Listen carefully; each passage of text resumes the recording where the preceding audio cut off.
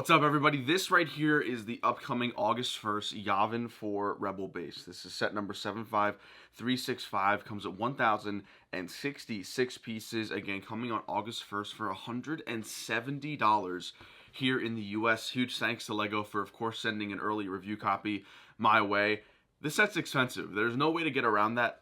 There's a lot of stuff that's included in this set, obviously, for what is centered around a play theme set. There's a lot of great play features. There's a lot of great play value in a set like this. Of course, having my perspective of not really playing with LEGO sets anymore is going to play a factor into this set review. But let's take a look at the box here. On the front, of course, you have Yavin forward, you have the Y-Wing, you have the little scout tower, you have everything going on the front of the box, including the huge array of minifigures. And on the back here, you have pictures of the interior of Yavin, which is pretty much where this set shines. There's a lot of different cool interiors, lots of cool stickers and areas for minifigures to play and stuff like that. Now, first things first, this is obviously a play set. This is obviously for a 6, 7, 8-year-old, someone who's getting this set for their birthday or Christmas and wants to play with it. So, of course, my perspective is this set is not made for me. Now, with that in mind, I think the one place where this set does shine is the minifigures. The $170 price tag is a lot. I think at least for the AFOL community, the big attraction for this set will be the minifigures, but even then, at $170 for just over 1,000 pieces, this set is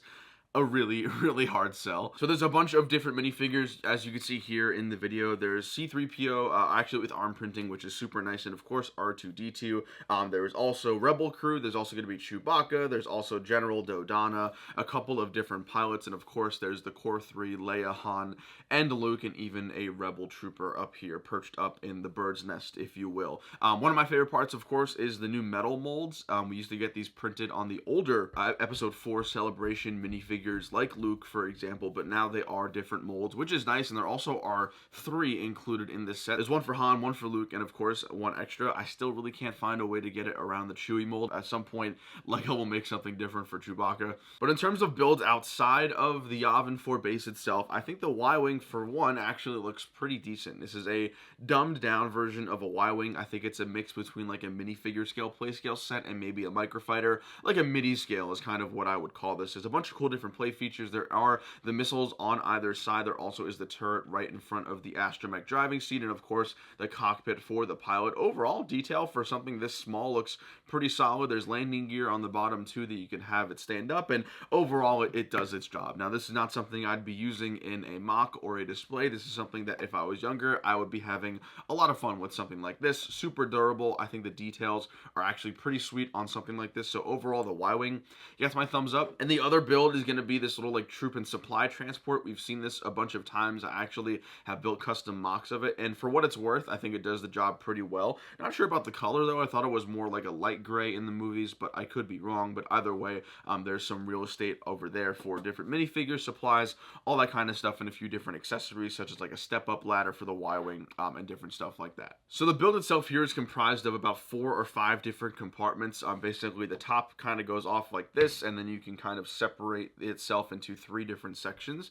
Taking a look at the outside really quickly, it looks pretty decent. I'm not gonna lie. I think it gets the aesthetic of Yavin fairly well for a playset. I love how LEGO did not short out on the vegetation and the different greens to add more detail to this mock, because obviously it does feel a little empty. Mostly dark tan, mostly masonry brick, lots of different slopes, but mostly dark muddy colors, which again is pretty consistent with what we see on Yavin. My big gripe about this set, and again this is coming from somebody who is not playing with LEGO sets anymore, is this feels empty. I feel like there's like 15% of this set missing, and I think if maybe it was a $200 set, but they kind of filled it out a little more, this might be a little more better received, I guess, from the community. But taking a look at the interior here, there's tons of fun stuff. There's control rooms, there's control panels, there's those transparent blue sort of like computer Iron Man-esque desk areas and screens that we are pretty much very familiar with.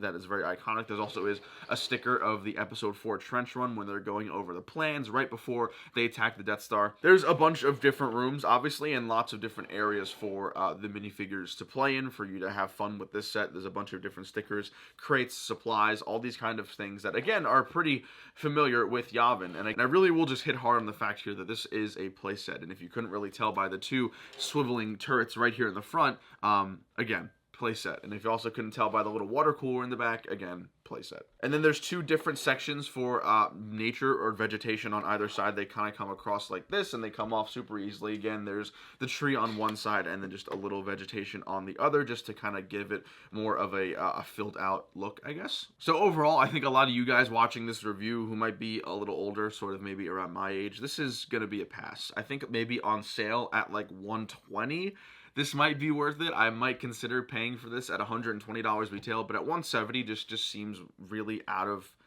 nowhere. I think even with the prices, again, just over 1,000 pieces. Yes, there are a lot of minifigures, but 170, this just does not look like $170. I think the figs are cool. I love getting the new metal molds. I think that's super sweet. Obviously, getting arm printed C-3PO and a bunch of other cool minifigures all in one set definitely makes this like the penultimate play set for a younger kid, maybe getting this for like a holiday or a birthday, but I would not recommend going out and spending $170 on this. I'd recommend maybe saving that money for a UCS set, maybe putting that towards another bigger set, maybe the Justifier if you can get that on sale right now or something like that. I just think that there are other things that are worth more the value that are reflected with a set like this. So guys, thank you so much for watching my review. Hope you all enjoyed. Try to keep this as short and sweet as I possibly could, but let me know down below in the comments what you guys are thinking about this set. Is this something you guys are picking up? Is this something you're passing up on? Let me know what you guys are thinking. Yeah, that's pretty much it. I'll see you guys later. Take it easy. Peace.